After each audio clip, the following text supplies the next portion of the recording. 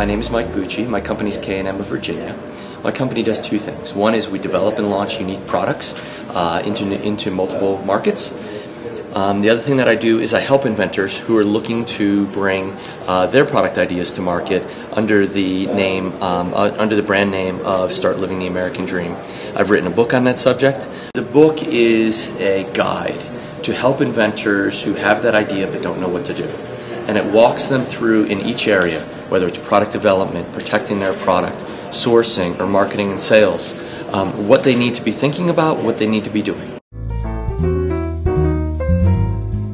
One of the things that inventors need to understand is that, first off, most companies that knock off products do not knock off ideas. They wait for a product to become successful and they knock off a successful product.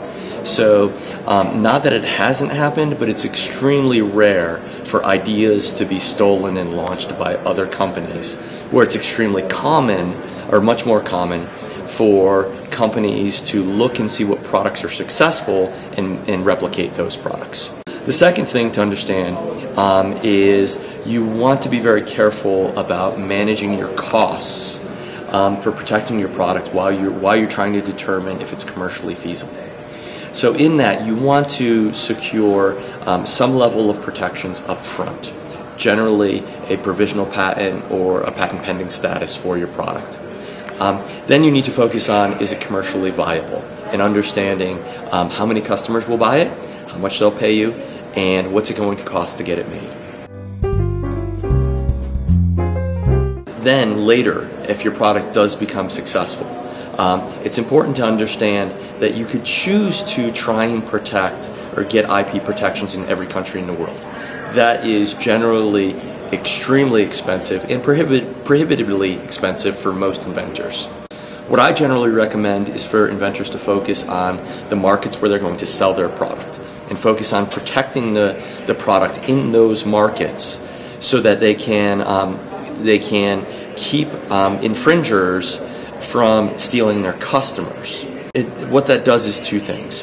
One is it keeps them from having to try and protect every country in the world that might produce the product. Some are in Southeast Asia, some are in Eastern Europe, but literally every country can produce has the capabilities to produce most products. The other thing that it does for the inventors, though, is it gives them that good focus and allows them to focus their funding on protecting their core area. And that's very important to keep infringers from coming into that area. First, educate yourself. Understand what you need to do to be successful. Second, go ahead and figure out how to, as economically as possible, determine if your product is commercially viable. That core focus on getting that understanding of how many people are going to buy the product, what's the price they're going to pay, and what's it going to cost for you to bring that product to market is critical for ultimately determining if you have a commercially viable product. When you own your own business, on any given day, you are responsible for all of it. So you can have problems in product development. You can have problems with legal concerns. You could have employee concerns. You can have cash flow or funding concerns. It is your business, and you are the one at the end of the day who's responsible for its success or failure. So it really runs a very large gamut. What keeps entrepreneurs up at night.